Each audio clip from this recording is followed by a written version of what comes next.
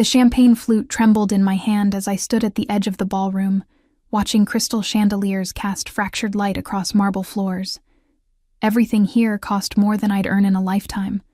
The silk drapes pooling like liquid gold, the orchestra tucked into an alcove playing something classical I couldn't name, the guests draped in diamonds that caught the light with every calculated movement. I didn't belong here. My reflection in the towering windows confirmed it. A waitress in a borrowed black dress, hair pulled back too severely, lipstick already fading from nervous biting. I'd been serving champagne at the Regent Hotel for 6 months, invisible to people like these. That's what poverty does. It makes you a ghost, moving through spaces you're never truly meant to occupy. The tray grew heavier in my aching arms. My feet screamed inside cheap heels 2 sizes too small, borrowed from my roommate who'd promised this catering gig would pay double. I needed double. I needed triple. The eviction notice taped to my apartment door gave me 2 weeks, and my mother's medical bills kept piling up in envelopes I couldn't bear to open. More champagne. A woman dripping in emeralds snapped her fingers without looking at me. I moved forward, becoming shadow again, refilling her glass while she continued her conversation as if I didn't exist. The bubbles rose and popped, and I caught the scent. Expensive. Imported. Probably worth more per bottle than my monthly rent. That's when I felt it. The shift in the room's atmosphere, subtle as a drop in temperature. Conversations didn't stop exactly, but they softened. Heads turned toward the entrance with a mixture of curiosity and something else. Wariness, maybe. Or respect, born from fear. I glanced up despite myself. He stood in the doorway flanked by 2 men in dark suits who scanned the room with the mechanical precision of security cameras. But I barely registered them. My eyes locked on the man between them, and something in my chest constricted. He was young, couldn't be more than 30, but carried himself with the authority of someone who'd never been told no. Tailored black suit that probably cost more than my car, if I'd owned a car. Dark hair swept back, sharp jawline, and eyes that... God, even from across the room, those eyes seemed to catalog everything. Every exit, every person, every potential threat. The dangerous kind of handsome, the kind that came with warning labels. He moved into the room like he owned it. Maybe he did. And the crowd parted automatically. No one touched him. No one even came close. His guards maintained a perimeter, hands clasped in front of them, earpieces barely visible. I should have looked away, should have returned to my corner, to my invisibility. Instead, I stood frozen, tray balanced on my hip, watching him navigate the space with predatory grace. He spoke to a silver-haired man who seemed nervous despite his expensive suit, nodded to a woman who blushed and looked away, accepted a handshake that looked more like a business transaction than a greeting. Then his gaze swept the room and landed on me. The impact was physical. Those dark eyes locked onto mine across the expanse of marble and wealth, and for a heartbeat, the noise faded. The orchestra, the conversation, the clinking of crystal, all of it dissolved into the roar of my own pulse. I looked away first, heat flooding my cheeks. Stupid. So stupid to stare at someone like that. Someone so clearly out of my atmosphere. I ducked my head, gripping my tray tighter, and moved toward the kitchen doors. The service corridor was blessedly cool and quiet. I pressed my back against the wall, catching my breath like I'd run a marathon. My hands were shaking. Get it together, Elena, I whispered to myself. He's just a man. A rich, powerful, probably dangerous man. But still just a man. Who was I kidding? I pushed off the wall and returned to my station by the bar, where Antonio, the head server, was arranging fresh trays. You okay? He asked, eyebrow raised. You look like you've seen a ghost. Who is he? The question escaped before I could stop it. The man who just arrived, with the guards. Antonio's expression shifted, a flicker of something between respect and fear. He leaned closer, voice dropping. Dante Moretti. Don't stare at him. Don't talk to him. And for God's sake, don't get in his way. What does he do? Nothing legal. Antonio pressed a fresh tray into my hands. And nothing you want to know about. Now go. Table 7 needs refills, but I couldn't help glancing back toward the ballroom as I pushed through the doors. Dante Moretti stood near the far window, speaking quietly into a phone, while one guard kept watch, and the other intercepted anyone who tried to approach. Even from here, I could see the deference in people's postures, the way they gave him space. This was his world. Power and danger wrapped in expensive fabric. And I was just passing through it, temporary and forgettable. I worked the next hour in my practiced invisibility, weaving between guests, replacing empty glasses, collecting abandoned plates. My feet had gone numb, which was almost a blessing. The kitchen staff was already whispering about tips, about which tables were generous and which treated them like furniture. I didn't expect tips. People like these didn't see people like me. "Miss!" The voice came from behind me, low and smooth, with an accent I couldn't quite place. Italian, maybe. I turned, expecting another guest demanding something. Instead, I found myself face to face with one of Dante Moretti's guards. Up close, he was even more intimidating, built like he could break me in half without effort, scar running through his left eyebrow, expression completely neutral. "Mr. Moretti requests a fresh scotch. Neat. Macallan 25 if available." My mouth went dry. Yes, of course. I hurried to the bar, relaying the request to the bartender who whistled low. "That's a $200 pour. Apparently he can afford it." The crystal tumbler felt absurdly heavy as I carried it on a small tray, weaving through the crowd toward where I'd last seen him. My heart hammered against my ribs. This was ridiculous. I was delivering a drink, not performing surgery. But when I found him near the terrace doors, alone for a moment, his guards stationed a respectful distance away, my breath caught again. He stood with his back partially to me, phone pressed to his ear, speaking rapid Italian. The terrace doors were open, letting in the cool April breeze that carried the scent of night-blooming jasmine. His profile was sharper than I'd realized, all angles and shadows, beautiful in a harsh, unforgiving way. I approached carefully, tray extended. "Your scotch, sir." He ended his call without goodbye, turning to face me fully. Up close, he was devastating. Dark eyes that seemed to see through skin to bone, full lips that had probably never smiled without calculation, and that presence, that overwhelming sense of controlled danger. "Thank you." He took the glass, fingers brushing mine for the briefest second. The contact sent electricity up my arm. I pulled back too quickly, nearly dropping the tray. His lips quirked. Barely. "Careful." "Sorry, I swallowed hard. "Is there anything else you need?" Those eyes studied me with an intensity that made me want to squirm, or run, or maybe step closer. I couldn't tell. "Your name?" It wasn't a question. "Elena." My voice came out smaller than I intended. "Elena Russo." "Elena." He repeated it like he was testing how it felt in his mouth. Then he raised the glass slightly. "This is excellent scotch, Elena." "Thank you." I nodded, unable to form words, and turned to leave. "Elena." I froze, turned back. He was watching me with an expression I couldn't read. "Be careful walking home tonight. This neighborhood isn't as safe as it looks." Before I could respond, one of his guards appeared at his elbow, murmuring something urgent. Dante's expression hardened, all traces of whatever softness I'd imagined vanishing. He nodded once, set down the untouched scotch, and strode toward the exit with his security flanking him. I stood there, tray clutched to my chest, watching him disappear through the grand doors. The rest of the night passed in a blur. I served drinks, cleared plates, smiled until my face hurt. But my mind kept circling back to those few seconds on the terrace. The way he'd said my name, the warning about walking home. Had he been threatening me? Protecting me? Both? By the time the last guest departed and the cleaning crew arrived, it was past midnight.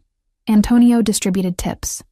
Mine was pathetically small, barely enough to cover bus fare for the week, and sent us home. The April night had turned cold. I wrapped my thin cardigan tighter as I walked toward the bus stop 6 blocks away, heels clicking against pavement, every shadow suddenly suspicious. Dante's warning echoed in my head. This neighborhood isn't as safe as it looks. I walked faster. The street was empty, lined with expensive cars and darkened storefronts. My breath fogged in the air. The bus stop ahead glowed weakly under a flickering streetlight. Almost there. Then I heard the footsteps behind me. My spine stiffened. I didn't turn around, just walked faster, heart rate spiking. The footsteps matched my pace, getting closer. Panic clawed up my throat. I reached into my purse for my phone, fingers shaking. "Hey, sweetheart." The voice was slurred, aggressive. I glanced back to see two men in wrinkled suits, probably from the party, drunk and looking for entertainment they had no right to. I broke into a run. They laughed, chased. My cheap heels weren't made for running. One caught on a crack in the sidewalk, and I went down hard, knees slamming into concrete. Pain exploded up my legs. My purse spilled across the pavement. Phone, lipstick, the pathetic fold of bills from tonight's tips. Not so fast. Hands grabbed my arms, hauling me up. I screamed, twisting, kicking. One of them laughed, breath reeking of alcohol. The other grabbed my face, fingers digging into my jaw. "Let me go!" I clawed at his wrist. "We just want to have some fun." The headlights appeared suddenly, blinding. A black SUV screeched to a stop 10 feet away, doors flying open before it fully halted. Everything happened fast. Men in dark suits emerged. 4, maybe 5, moving with military precision. One grabbed the man holding me and slammed him against the nearest wall, hard enough that I heard the impact. The other drunk raised his hands, stumbling backward, stammering apologies. Then Dante Moretti stepped out of the SUV. The streetlight caught his face, all sharp shadows and cold fury. He surveyed the scene with those calculating eyes, lingering on my torn stockings, my bleeding knees, the trembling mess I'd become. "Get them out of my sight," he said quietly. His guards dragged the two men toward a different vehicle. One was crying. The other kept trying to explain, words tumbling over each other in desperate justification. Dante ignored them. He walked toward me slowly, hands in his pockets, expression unreadable. I tried to stand, wincing at the pain shooting through my legs. Failed, sat back down on the curb, humiliation burning hotter than fear. He crouched in front of me, close enough that I could smell his cologne, expensive, with notes of cedar and something darker. His eyes scanned my face, my torn dress, my scraped knees. "You're hurt." "I'm fine." A lie. I was shaking so hard my teeth chattered. "You're not fine." He reached out slowly, fingers brushing my chin, tilting my face toward the light. Checking for injuries, I realized. His touch was surprisingly gentle. "Did they—" "No. You stopped them before." I couldn't finish. His jaw tightened. He stood, offering his hand. "Come on." I stared at that outstretched hand like it might burn me. "I can take the bus. The bus doesn't come for another 40 minutes. You're bleeding, in shock, and those men might have friends." His voice left no room for argument. "Get in the car, Elena." The way he said my name, like he'd been thinking about it since the party, sent a shiver down my spine that had nothing to do with cold. Against every instinct screaming that getting into a car with a man like Dante Moretti was dangerous, I took his hand. His fingers closed around mine, strong and warm, and he pulled me to my feet with effortless strength. I stumbled, pain shooting through my knee, and his other hand caught my waist, steadying me. For a heartbeat, we stood too close.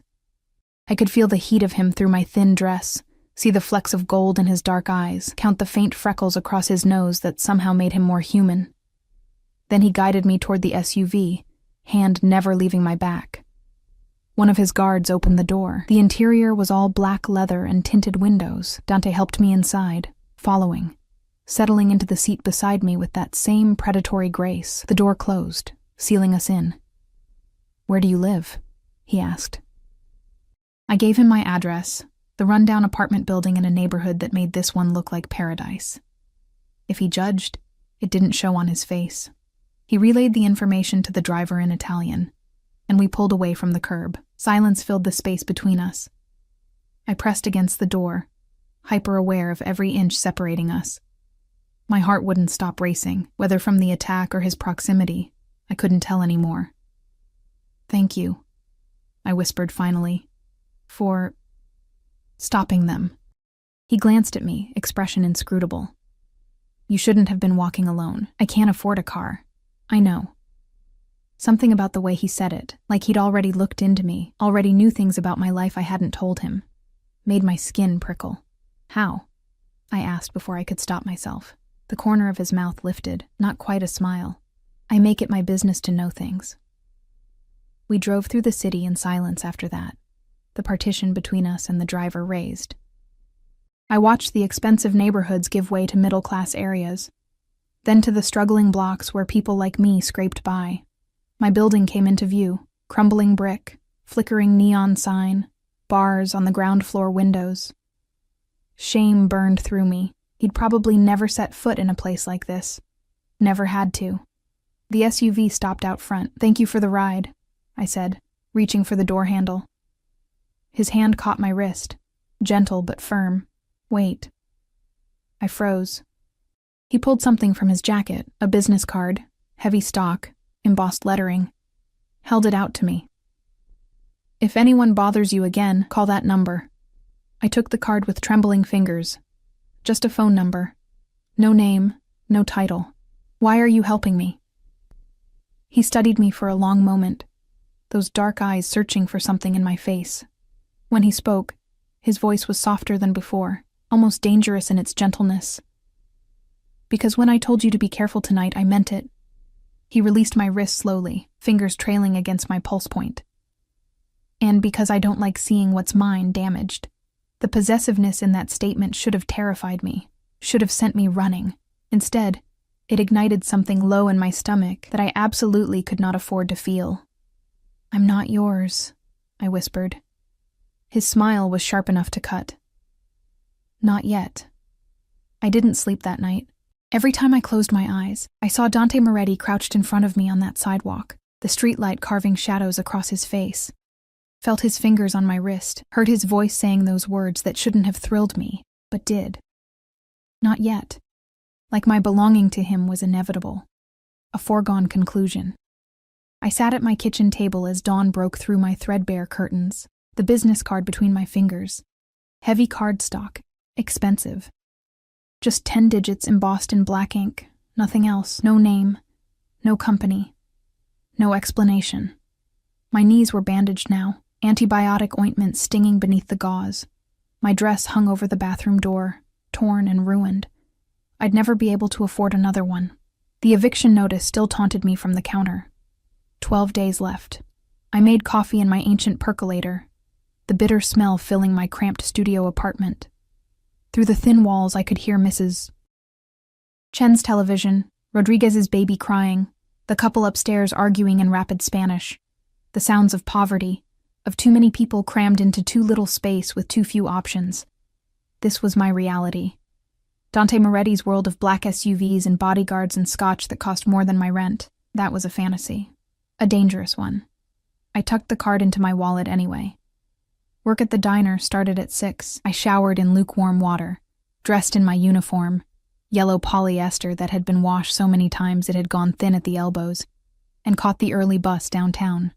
My knees protested every movement, but I couldn't afford to call in sick. Maria's diner didn't offer sick days, and tips were already slim on weekday mornings. The breakfast rush was brutal.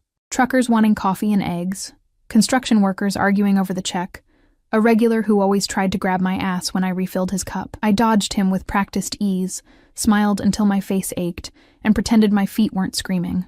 By noon, I'd made $43 in tips, barely enough to buy groceries. "Table 6 needs water," Maria called from behind the counter, her accent thick despite 30 years in America. I grabbed a pitcher and headed toward the booth in the corner, then stopped dead. Dante Moretti sat in the cracked vinyl booth, looking completely out of place in his 3-piece suit, one of his guards standing by the door, another positioned near the bathrooms. He held a menu like he was actually considering the meatloaf special, but his eyes were on me. My hands started shaking, water sloshing in the pitcher. What was he doing here? You going to stand there all day, or are you going to pour the man some water? Maria's sharp voice cut through my paralysis. I forced my feet to move, approached the table with my heart in my throat. Up close, in the harsh fluorescent lighting of the diner, he was somehow even more devastating than he'd been last night. Dark circles under his eyes suggested he hadn't slept either, but it only made him look more dangerous, more real. "Good morning." My voice came out steadier than I felt. Can I get you something besides water? Coffee. Black. His eyes never left my face. And whatever you recommend for breakfast. The pancakes are good. Hash browns are edible. His mouth quirked. Pancakes, then. I wrote down the order with trembling hands, acutely aware of every customer now staring at us. At him. At his guards who looked like they'd wandered off a movie set. This was a neighborhood diner in a poor part of town. Men in $1,000 suits didn't eat here. I'll have that right out. I turned to leave. Elena. I froze. Turned back slowly. He leaned back in the booth, fingers drumming once on the scarred table. How are your knees? Heat flooded my face. Several customers were definitely listening now, not even pretending otherwise. Fine. Thank you. Good. He paused. You kept the card. It wasn't a question. How did he know? I should get your order in, I managed. His smile was faint, but unmistakable. Of course. I fled to the kitchen, where Maria grabbed my arm immediately. Who is that man? Just someone from the party last night. Just someone? Maria's eyes were sharp. Elena, men like that don't come to places like this for pancakes. Whatever this is, be careful. I nodded, but careful felt impossible when my entire body was humming with awareness. I could feel him watching me through the order window as I moved through my section, refilling coffee, taking orders, wiping down tables. When I brought his pancakes, golden and fluffy, Maria's secret recipe, he was on his phone, speaking quiet Italian. He ended the call as I set the plate down. Anything else? I asked. Sit. I'm working. Sit, Elena. Not a request. A command, delivered in that soft voice that somehow demanded obedience. I glanced at Maria, who nodded reluctantly, slid into the booth across from him, hyper-aware of the vinyl's cracks beneath my thighs, the stickiness of the table. How utterly wrong he looked in this place. He cut into the pancakes with surgical precision, took a bite. His eyebrows rose slightly. These are excellent. Maria's been making them for 30 years. You've worked here long? 2 years. It's my second job. He set down his fork. Second? I waitress at the Regent on weekends, work here during the week. And I pick up catering gigs when I can. Why was I telling him this? Not that it's any of your business. Everything about you is my business now. The possessiveness in his tone sent a shiver down my spine. You can't just claim people. Can I? He took another bite, chewing slowly, watching me with those calculating eyes. You're in debt. Your mother's medical bills alone exceed $200,000. Your apartment building is being sold, and you have less than 2 weeks to find somewhere else to live. You work 80 hours a week and still can't make ends meet. The blood drained from my face. How do you know that? I told you. I make it my business to know things. That's... I couldn't find words. Invasion of privacy seemed too small. That's stalking. That's due diligence. He pushed the plate aside, leaning forward, voice dropping. I'm going to make you an offer, Elena. I suggest you listen carefully. My heart hammered against my ribs. What kind of offer? Marriage. The word hung between us like a bomb waiting to detonate. I laughed. Couldn't help it. The sound came out high and slightly hysterical. You're insane. I'm practical. He didn't smile. I need a wife. You need money. It's a simple business arrangement. Business arrangement? I repeated, incredulous. Marriage isn't... Marriage is exactly that. A contract, an exchange of assets and benefits. He pulled an envelope from his jacket, set it on the table between us. Open it. My hand shook as I lifted the flap. Inside was a single piece of paper. A check for $500,000. I stopped breathing. That's just the signing bonus, Dante continued, voice calm as if discussing the weather. The actual contract includes full medical coverage for your mother, a penthouse apartment, a monthly allowance, and complete debt forgiveness. In exchange, you'll be my wife for 1 year, public appearances, family events, playing the role when necessary. After 12 months, we divorce quietly, and you walk away with everything. I stared at the check, at more money than I'd see in 10 lifetimes, at the solution to every problem crushing me. "Why?" I whispered. "Why me?" His expression shifted, something dark flickering behind his eyes. "Because I need someone who won't ask questions. Someone who understands this is business, nothing more. Someone who'll play the part and walk away when it's over. But why marriage? Why not just hire someone?" "My grandfather is dying." The words came out flat, emotionless. "He wants to see me married before he goes. Settled. Safe. He thinks a wife will make me legitimate, keep me out of trouble." His mouth twisted. "He's wrong. But I owe him this." I looked at the check again. $500,000. My mother's surgery. A real apartment. Food that wasn't ramen. A future that didn't involve working myself to death. But marrying a stranger? A dangerous man who'd investigated my entire life without permission? Who looked at me like I was a problem to be solved rather than a person. "I can't," I breathed. "You can't afford not to." He leaned back, adjusting his cufflinks with practiced ease.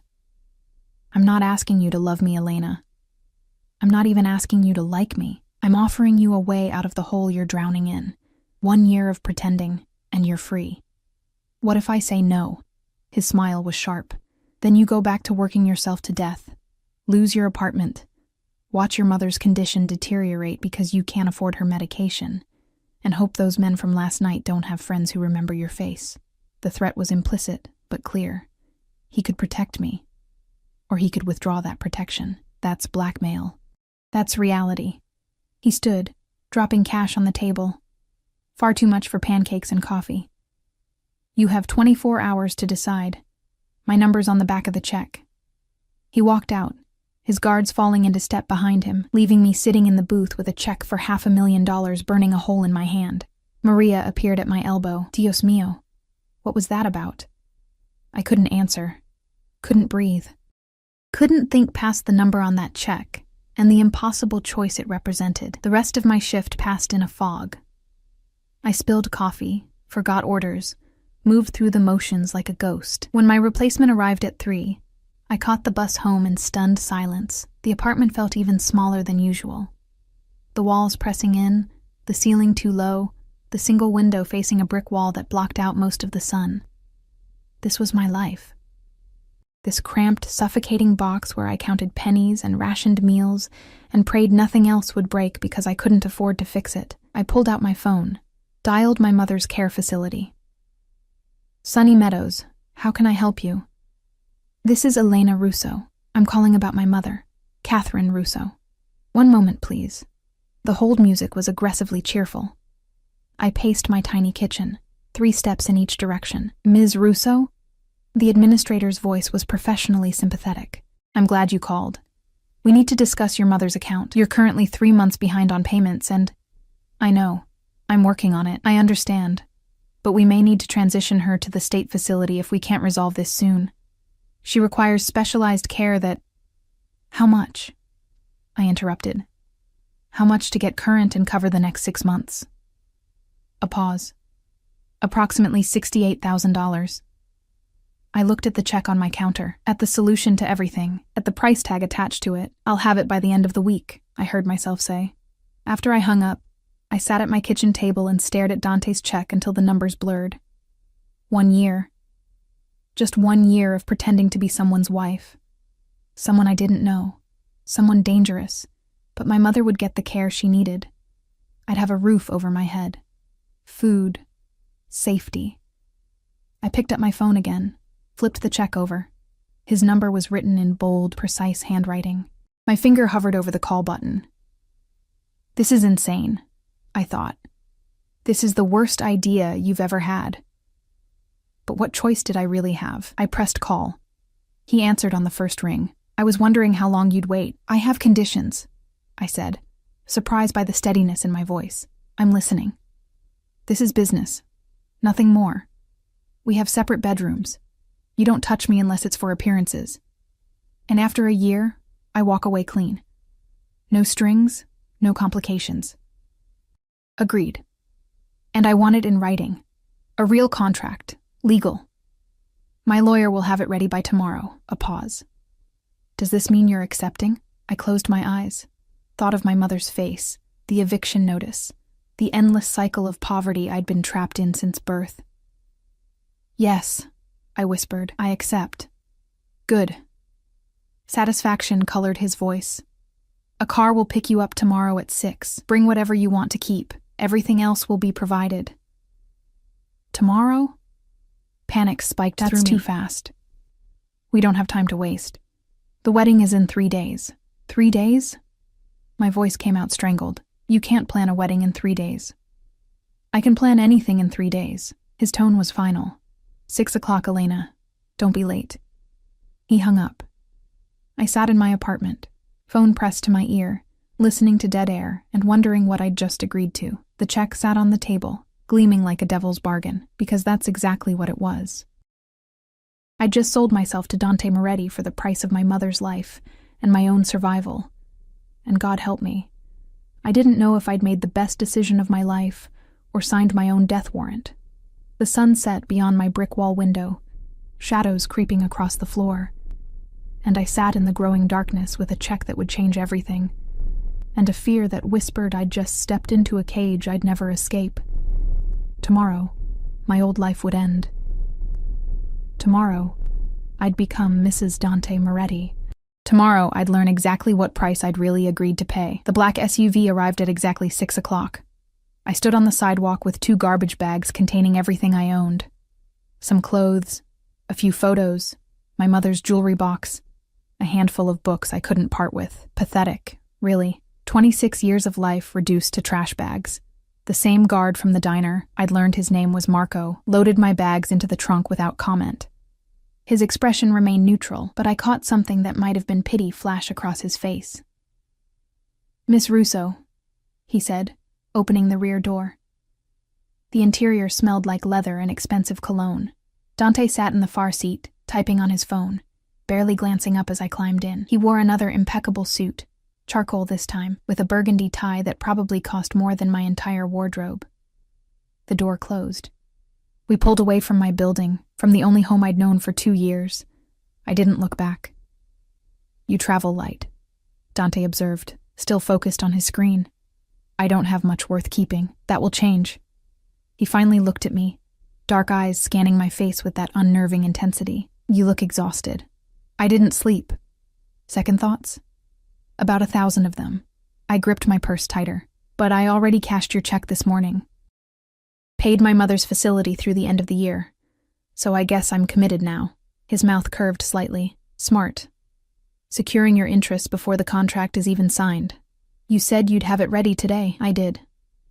He reached into his briefcase, pulled out a thick document bound in leather. My lawyer worked through the night, read it carefully. Ask questions. Once you sign, the terms are binding. I took the contract with trembling hands. The weight of it felt ominous. Flipped to the first page and started reading. The language was dense, legal jargon that made my head spin, but the key points emerged clearly. 1-year marriage contract, $500,000 signing bonus, already paid. Monthly allowance of $20,000. Penthouse apartment in his building, separate bedroom. Full medical coverage for my mother. All my debts cleared. In exchange, I'd attend all required public events as his wife. Maintain the appearance of a legitimate marriage. Follow security protocols. Keep the arrangement confidential under penalty of lawsuit. And one clause that made my stomach clench. The wife agrees to cohabitate with the husband and present a united front to family members, particularly during visits with the husband's grandfather, Lorenzo Moretti. What does this mean exactly? I pointed to the clause. Present a united front?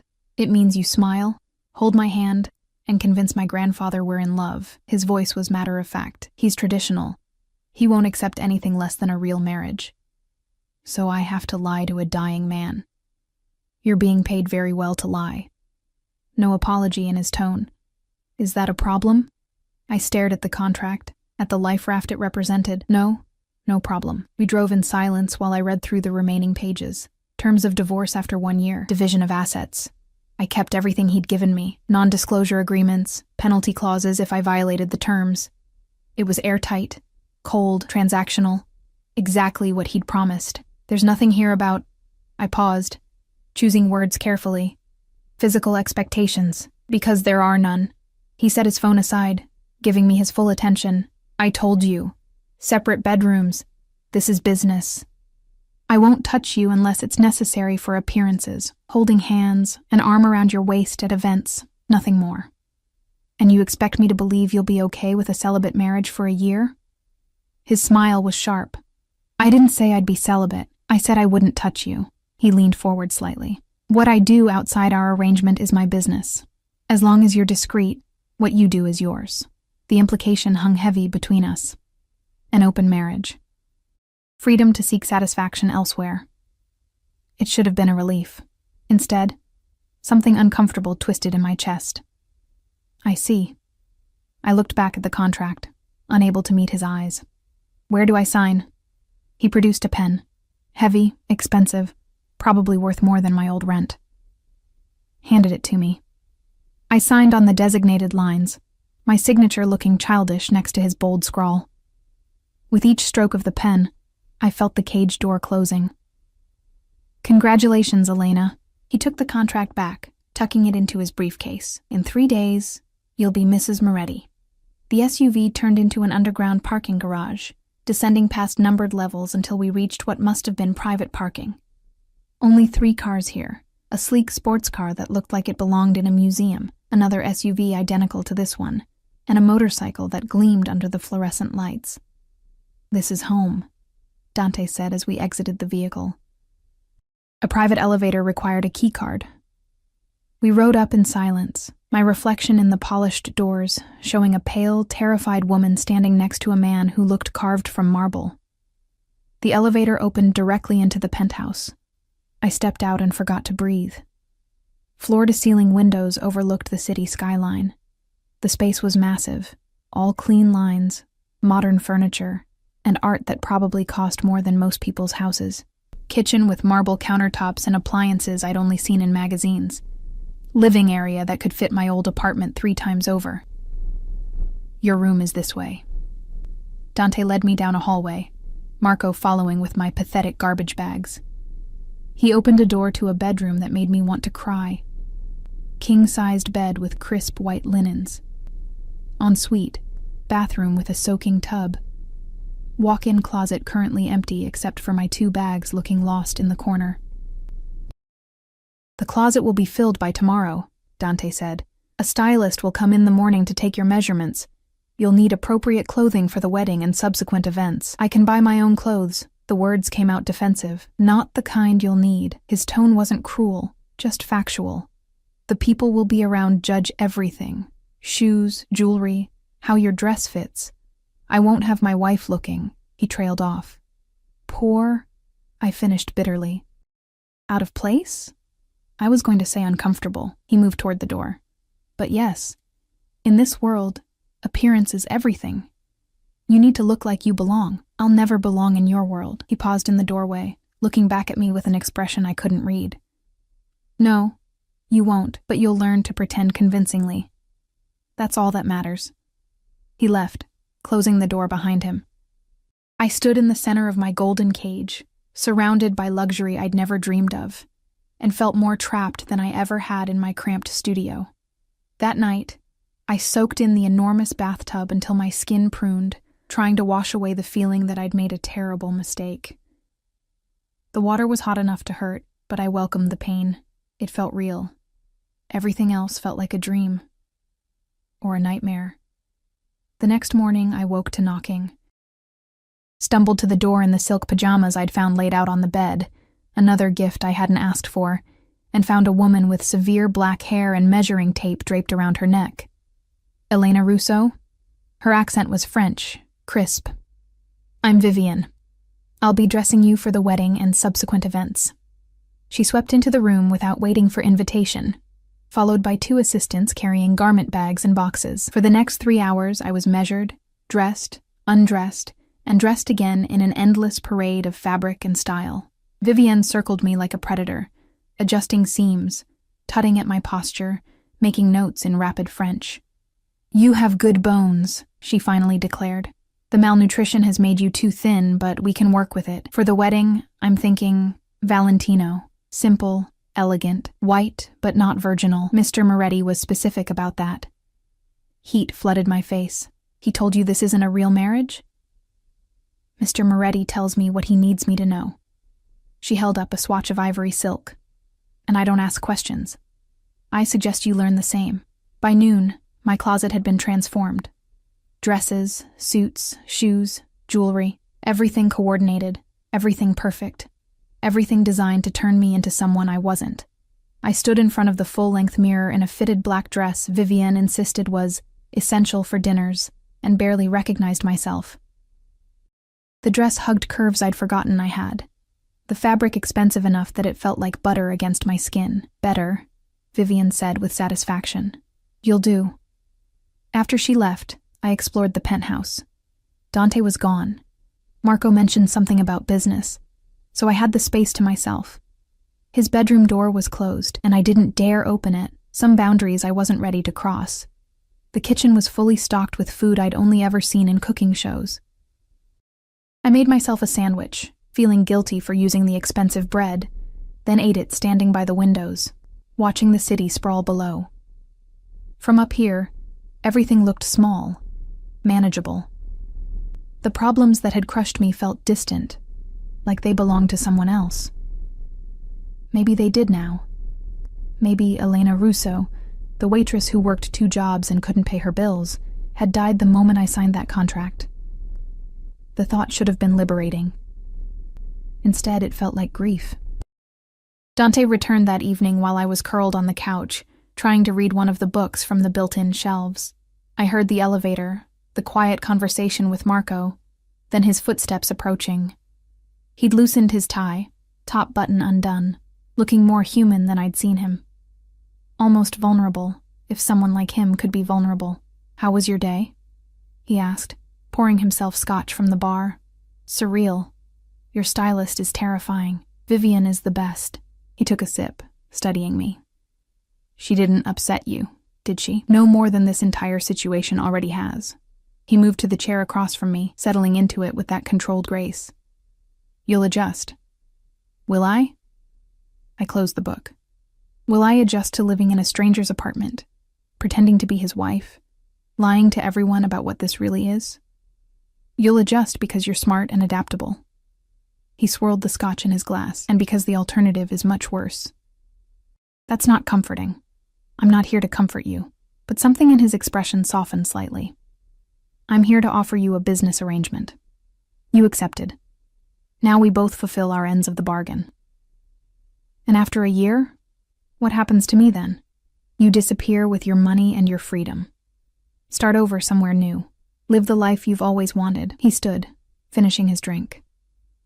Isn't that what you signed up for? I signed up for survival. There's a difference.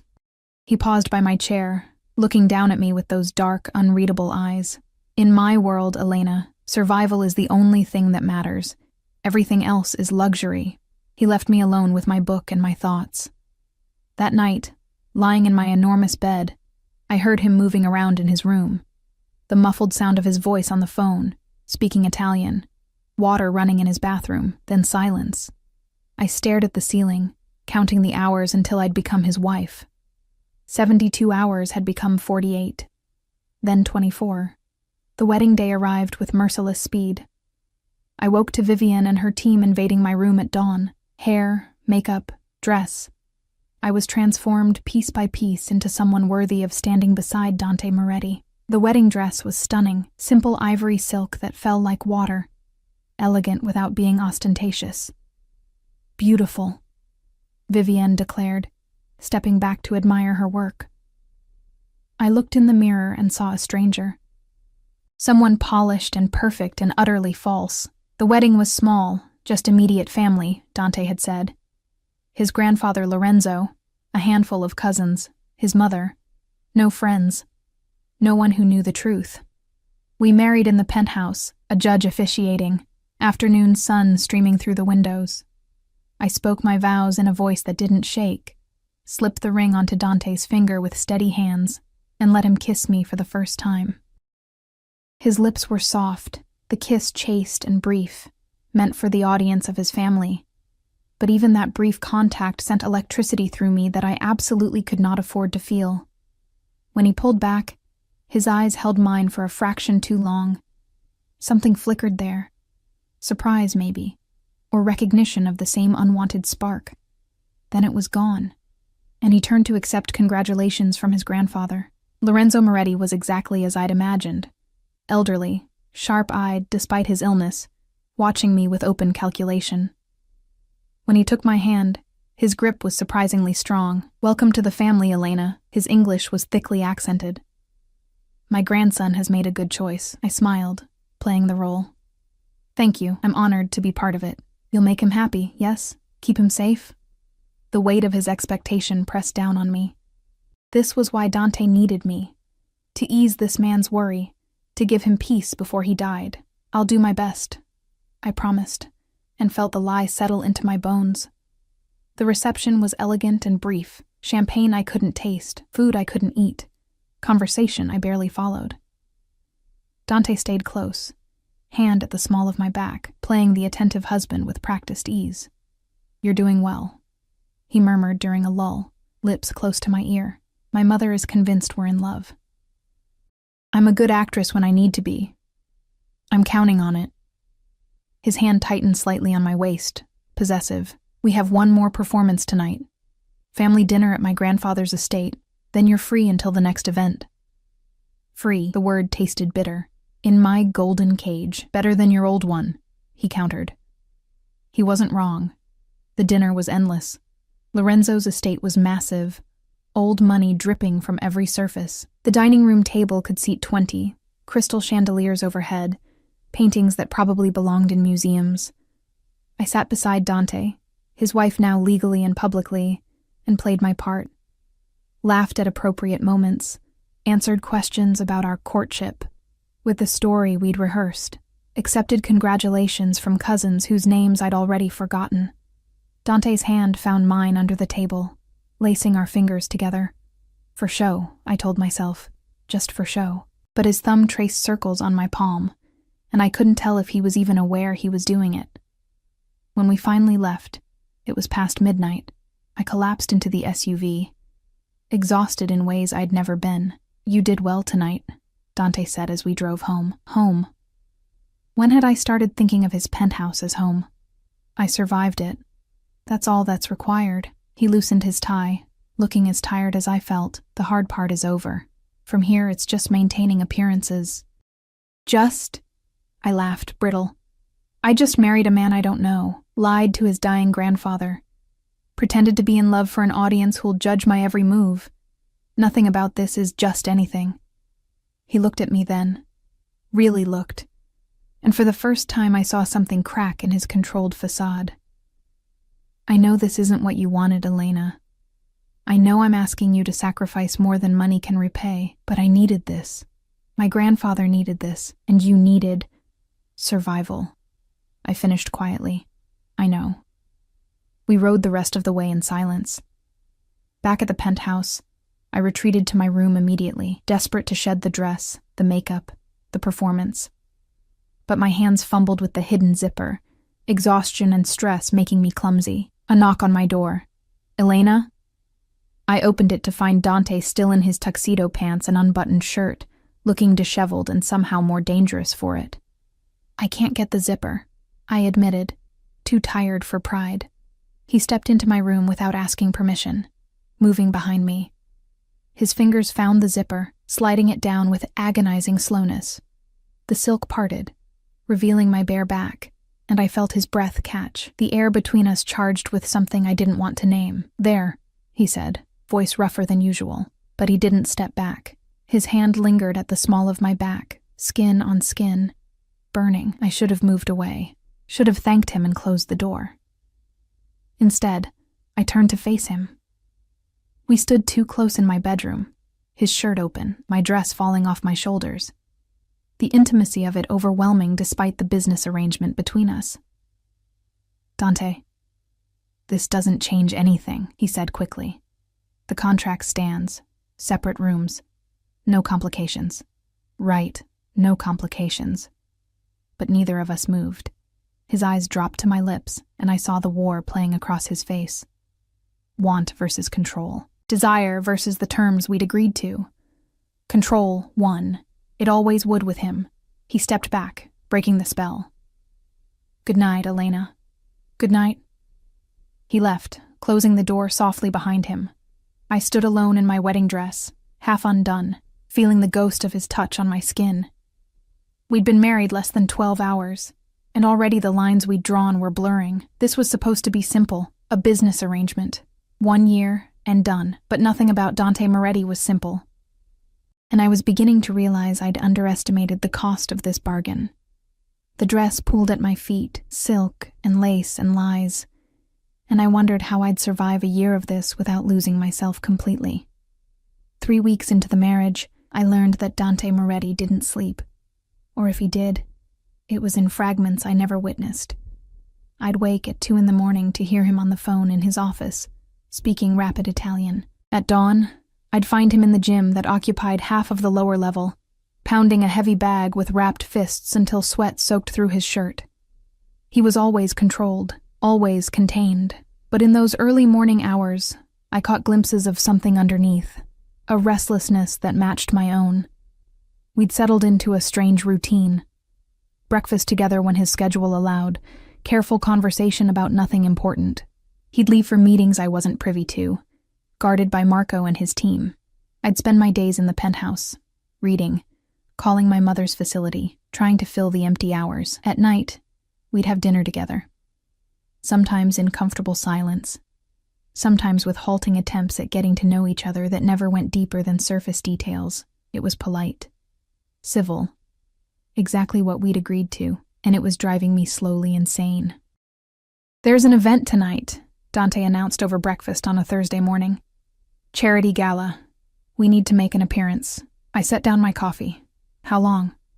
2 hours, 3 at most." He scrolled through his phone, not looking at me. "Vivian left a dress in your closet. The car leaves at 7. "Okay." He glanced up then, something flickering across his face. "You don't ask questions anymore. Would it matter if I did?" "Probably not." But he set his phone aside, giving me his full attention. "Does that bother you?" I considered lying, decided on truth. "Everything about this bothers me, but I signed a contract. I'll fulfill my end." His jaw tightened. "You don't have to sound like a prisoner, don't I?" The words came out sharper than intended. "I live in a beautiful cage, Dante. The bars are just harder to see." Before he could respond, his phone rang.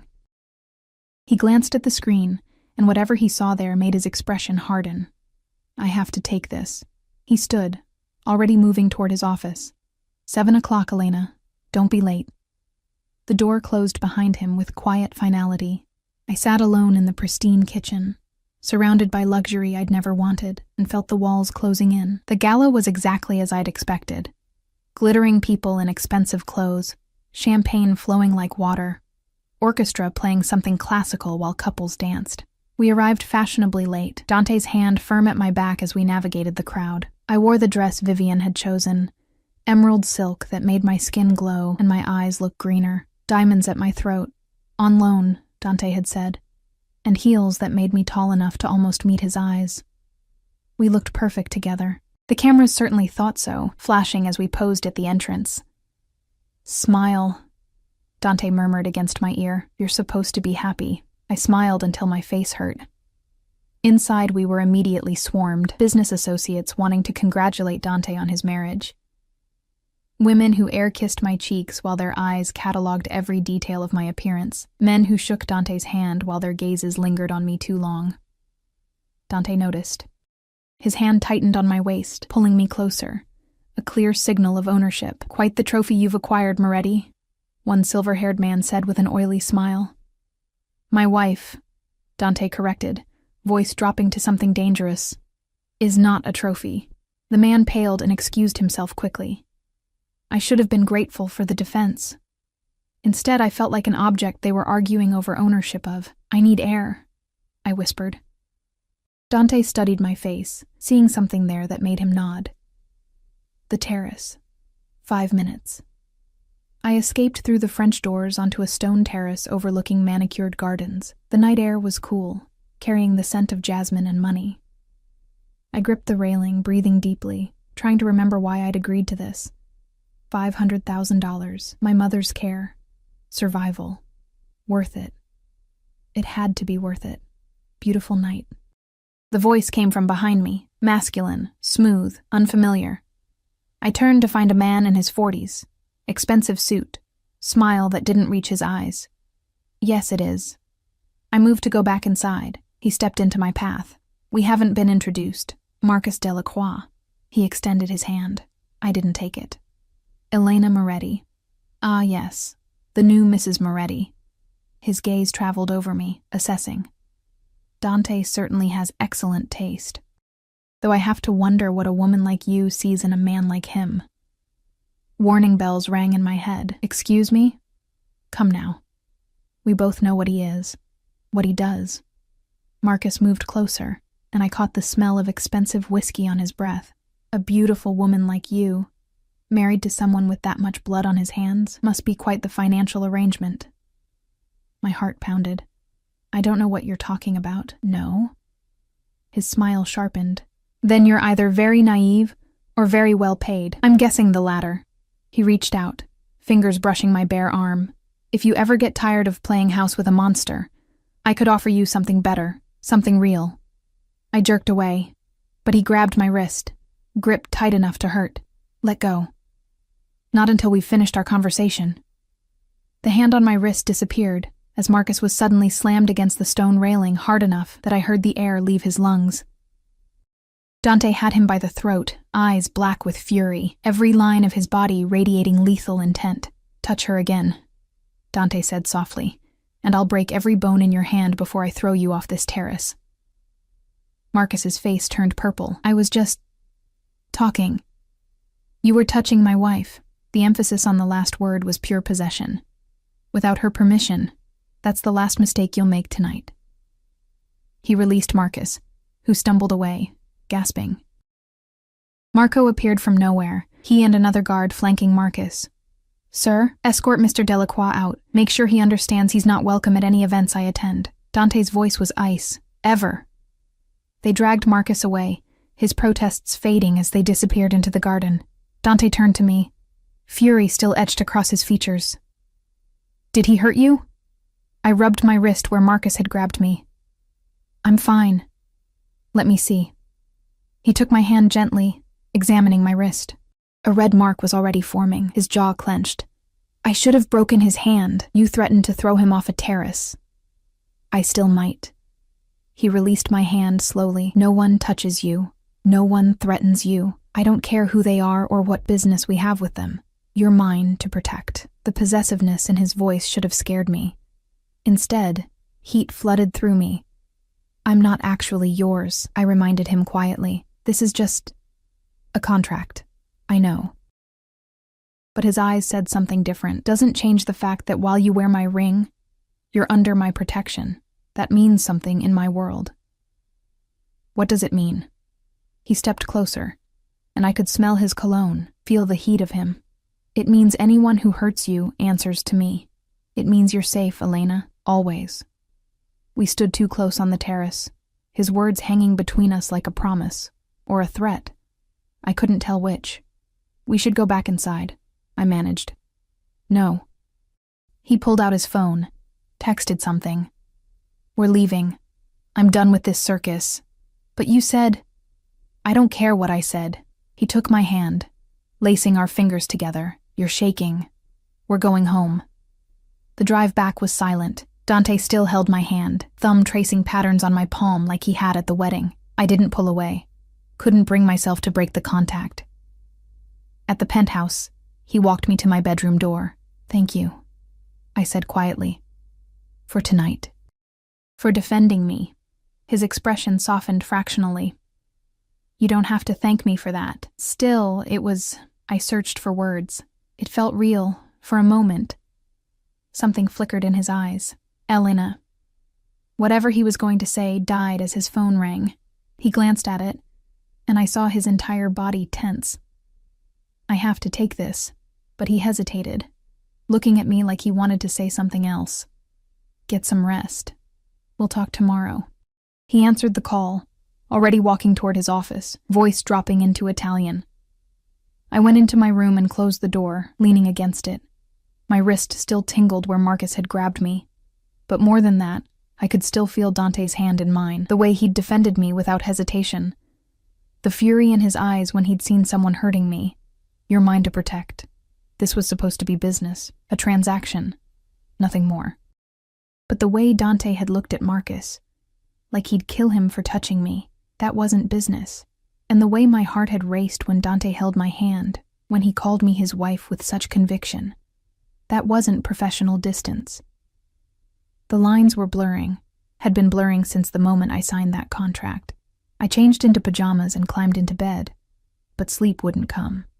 Through the walls, I could hear Dante's voice, sharp and angry, an argument in Italian that went on for over an hour. When silence finally fell, I heard his footsteps in the hallway. They paused outside my door. I held my breath, waiting. The footsteps moved on. His door closed. I released the breath I'd been holding and stared at the ceiling, counting the days until this arrangement ended. 297 days left. It felt like both forever, and not nearly enough time. The shift happened gradually, then all at once. 2 months into our marriage, Dante started coming home earlier. Started asking about my day like he genuinely cared about the answer. Started leaving his office door open while he worked. A silent invitation I was too afraid to accept. 3 months in, he insisted I join him for breakfast every morning. No phones, no distractions.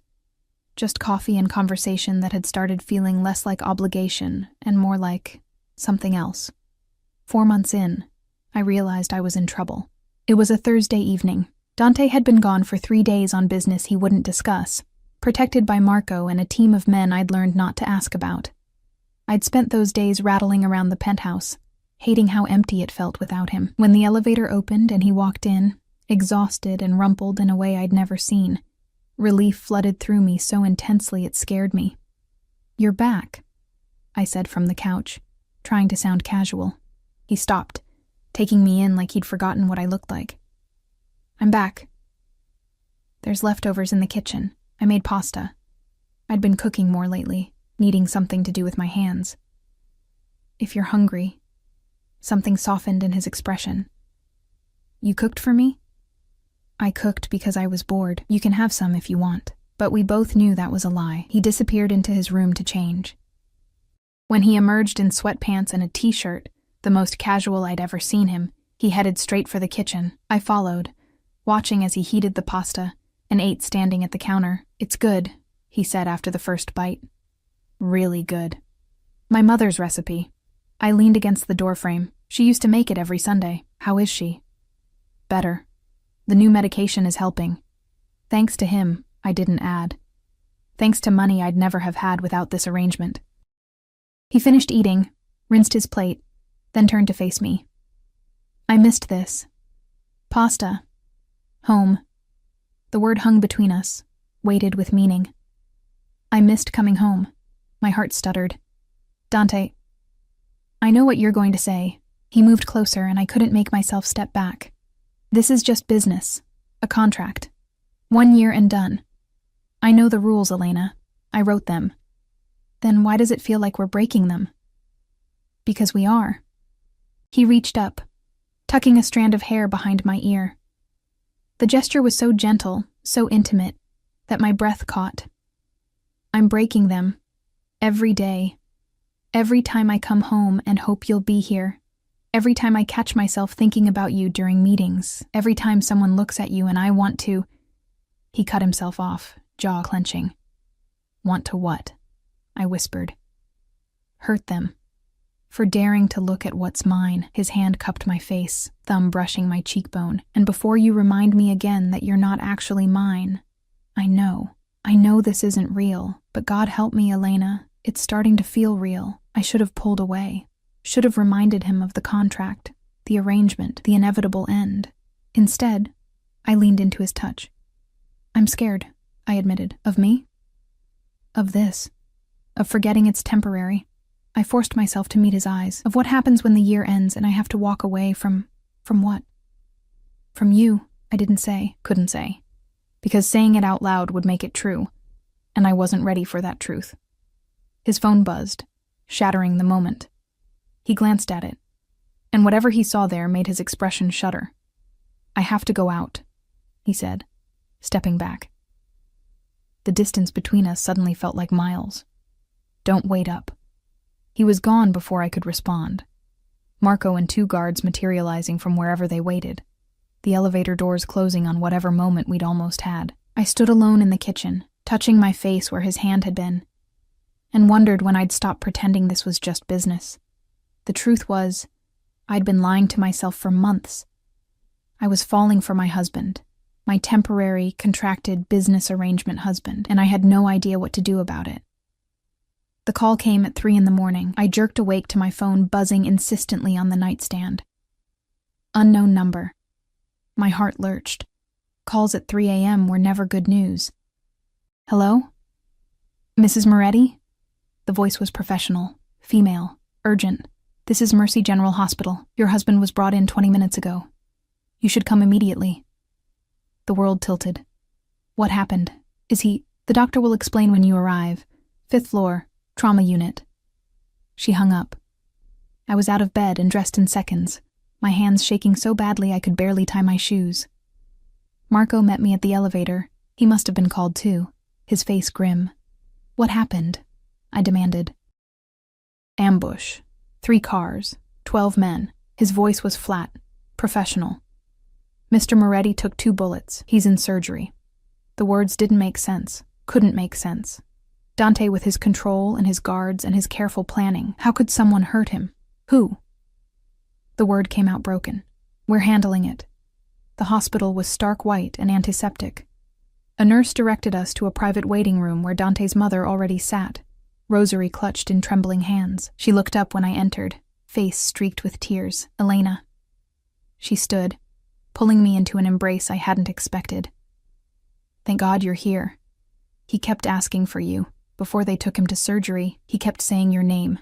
Something cracked in my chest. I sat beside her, holding her hand, watching the clock tick away minutes that felt like hours. Marco stood by the door, phone pressed to his ear, orchestrating whatever response Dante's organization was mounting. Lorenzo arrived with 2 of Dante's cousins. More family materialized. They filled the waiting room with quiet conversation and prayers, a reminder that beneath the danger and the darkness, these people loved him, and so did I. The realization hit like a physical blow. I loved him. Not the careful, guarded version he showed the world. Not the business arrangement or the contract or the protection he offered. I loved the man who came home exhausted and ate my pasta, who defended me without hesitation, who looked at me like I was something precious, even while reminding us both it was temporary. I loved Dante Moretti, and he might die without knowing. The surgeon emerged 4 hours later, still in scrubs, exhaustion evident in every line of his body. He's stable, he announced, and the room released a collective breath. 1 bullet missed major arteries. The other did some damage to his shoulder, but we repaired it. He'll need physical therapy, and recovery will take time, but he should make a full recovery. Can I see him? I asked before anyone else could. The surgeon nodded. He's in ICU, family only, 2 at a time. Dante's mother looked at me, reading something in my face. You go first, Elena. He'd want that. The ICU was quiet, except for the beeping of monitors. A nurse led me to his room, warned me about the tubes and machines, then left me alone with him. He looked smaller in the hospital bed, vulnerable in a way I'd never seen. His chest was bandaged, arms bruised from IVs, face pale beneath his tan, but he was breathing. Alive. I pulled a chair close, taking his hand carefully, mindful of the IV. You idiot, I whispered. You absolute idiot. You're supposed to be untouchable. You're supposed to be safe. His fingers twitched in mine. I know you probably can't hear me, but I need to say this. I pressed my forehead against our joined hands. I love you. I know I'm not supposed to. I know this violates every term of our agreement, but I love you, Dante Moretti. And you better wake up so I can tell you properly, so I can fight about it, so we can figure out what the hell we're going to do about this mess we've made. Elena. His voice was hoarse, barely audible. My head snapped up. His eyes were open, cloudy with pain medication but focused on me. You're awake. Oh God, you're awake. Tears spilled down my cheeks. Don't ever do that again. Do you hear me? Don't ever. You love me, he interrupted, the corner of his mouth lifting slightly. That's what you focus on? You just got shot twice. You love me, he repeated, wonder in his voice. His hand tightened on mine. Say it again. I love you, you impossible man. I was crying and laughing and furious all at once. And you better love me back because I've wasted 4 months pretending I didn't feel this way. And if this is one-sided, I'm going to— He pulled me down with surprising strength, kissing me through the pain medication and the tears and the machines, not the chaste kiss from our wedding. This was real, desperate, full of everything we'd been holding back. When we broke apart, he pressed his forehead to mine. I fell in love with you the night you spilled champagne on your tray because I made you nervous. Everything since then has been me trying to convince myself it was just business. We're terrible at business then, the worst. He kissed me again, softer this time. The contract. Burn it. I don't care about the money or the apartment or any of it. I just want you. The real you, not the arrangement. Elena. My name was a prayer on his lips. I'm not an easy man to love. My world is dangerous. People will always be trying to hurt me, which means they'll try to hurt you. Are you sure? I've never been more sure of anything. I cupped his face, careful of his injuries. We'll figure it out together. The danger, the complications, all of it. As long as you promise me this is real now. No more contracts, no more pretending, no more pretending, he agreed. Just you and me. For however long you'll have me. That's going to be a very long time. I kissed him again, tasting salt from my tears. You're stuck with me now, Mr. Moretti. Best contract I ever signed. Recovery took months. Dante was a terrible patient, impatient with physical therapy, frustrated by his limitations, pushing himself too hard too fast. I learned to be stern with him, to hide his work phone when he needed rest, to threaten him with his mother when he wouldn't listen to doctors. We also learned each other, really learned each other, without the walls we'd built. He told me about his childhood, about losing his father young, about the weight of the family business he'd inherited. I told him about my mother's illness, about the poverty that had shaped me, about dreams I'd given up before I met him.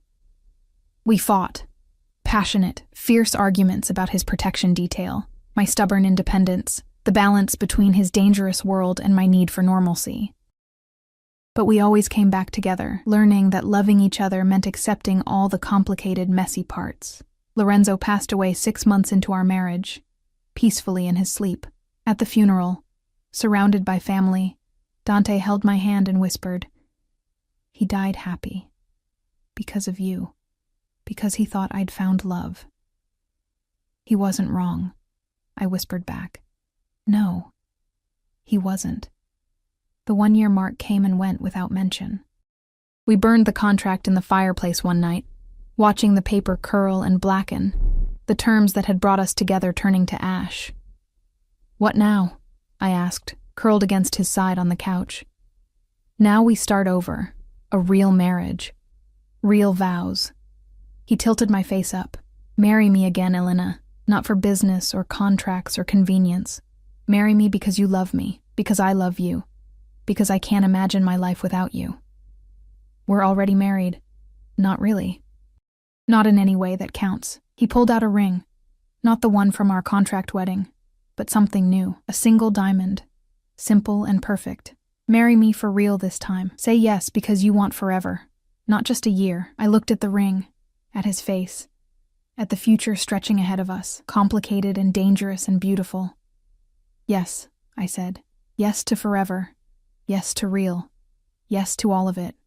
He slid the ring onto my finger, and this time, when he kissed me, it tasted like promises we'd actually keep. We married again 3 months later. Small ceremony, just close family, in the garden of Lorenzo's estate. I wore white. Virginal this time, Vivian had said with a knowing smile. And Dante couldn't stop staring at me like I was something miraculous. When we said our vows, there were no lies, no performance. Just two people who'd found each other in the strangest way possible and decided to choose each other every day after. "I love you," he said when the priest pronounced us married. "My wife, my Elena. Mine. Yours," I agreed. "And you're mine. Forever." "Forever," he promised. And this time we both knew it was real. The contract had brought us together, but love, messy, complicated, impossible love, that's what made us stay. Years later, standing in the same penthouse where our arrangement had begun, I'd sometimes pull out the old contract from the safe where Dante had saved it, a reminder of where we'd started. "Regretting it yet?" he'd ask, wrapping his arms around me from behind. "Never," I'd say, turning in his embrace. "Best business decision I ever made. Worst contract I ever wrote. Best husband I ever had. I'm your only husband. Exactly." And he'd kiss me like he had that first time in the hospital, desperate and real and full of forever. Our story started with a lie, a business arrangement, a contract meant to last 1 year and end cleanly. But some lies become truth, some arrangements become forever. And some contracts lead to the kind of love that rewrites all the rules. We'd found our ending, or rather, our beginning, and it was real. Finally. Wonderfully,